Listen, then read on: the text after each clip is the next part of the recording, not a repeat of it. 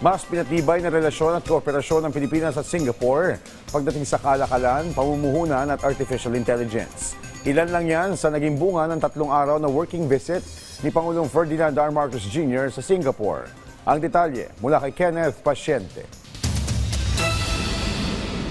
Pagpapalawak ng relasyon ng Pilipinas at Singapore. Jan Sumentro ang naging pag-uusap ni Pangulong Ferdinand R. Marcos Jr. at Prime Minister Lawrence Wong sa Istana bilang bahagi ng 3 araw na working visit ng Pangulo sa naturang bansa. Ayon sa Presidente, kanilang natalakay kung paano mapapalawig ang kooperasyon ng dalawang bansa sa kalakalan, paghikayat ng mas maraming mamumuhunan, pagpapatibay ng ugnayan hinggil sa kalusugan at social services, gayon din sa kung paano ang tamang pag-adapt sa artificial intelligence. Napagtibay din ang partnership ng dalawang bansa matapos mapagkasunduan na magkaroon ng mga panibagong bilateral agreement. Binigyang diin ng Pangulo na walang patid ang pakikipagtulungan ng Pilipinas sa Singapore para mapanatiling mapayapa, matatag at bukas ang ASEAN sa mga oportunidad.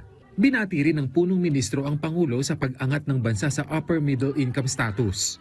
Ayon sa Prime Minister, maituturing na respectable growth o matatag na pag-unlad ng Pilipinas ang pagiging upper middle income country sa likod ng mga pagsubok dulot ng kaguluhan sa Middle East. Nabanggit din ng Prime Minister ang paghanga sa Pinay tennis star na si Alex Ayala. Tiwala ang Prime Minister na si Alex Ayala ang magiging kauna-unahang Southeast Asian na mag-uuwi ng Grand Slam title sa Wimbledon. Bagay na sinang-ayunan ni Pangulong Marcos Jr. Kapwa nagpaabot ng paghanga ang dalawang leader sa tagumpay na dala ni Alex Ayala sa Southeast Asia. Kabilang naman sa naging aktibidad ng Pangulo ang pakikipagpulong sa mga business sector sa Singapore.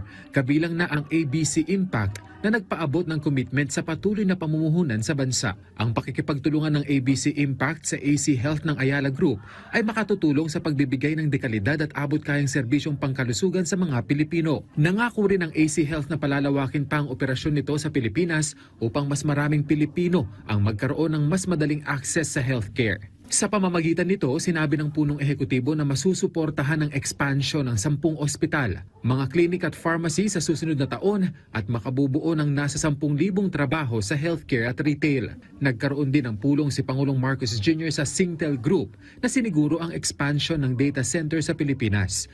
Binigyang diin sa pulong ang patuloy na kumpiyansa ng Singtel sa merkado ng bansa na makikita sa matagal na nitong pakikipagtuwang sa iba-ibang local telecommunications company.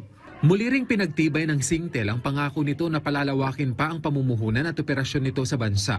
Patunay ito ayon sa Pangulo na patuloy na nagiging kaaya-aya ang Pilipinas bilang investment hub pagdating sa digital economy. Makatutulong anya ang expansion ng Singtel sa pagbuo ng mga trabaho at mapagtitibay nito ang digital backbone ng bansa na makatutulong sa mga negosyo at paglago ng ekonomiya. Nakiisa rin ng Pangulo sa Milken Institute Roundtable Discussion kasama ang ilang regional business leaders kung saan ipinagmalaki niya ang patuloy na paglago ng ekonomiya ng Pilipinas. Binigyang diin din niya ang Build Better More Infrastructure Program na may halagang $170 billion at binubuo ng mahigit 200 proyekto, kabilang ang Luzon Economic Corridor. Kenneth Pasyente para sa Bayan.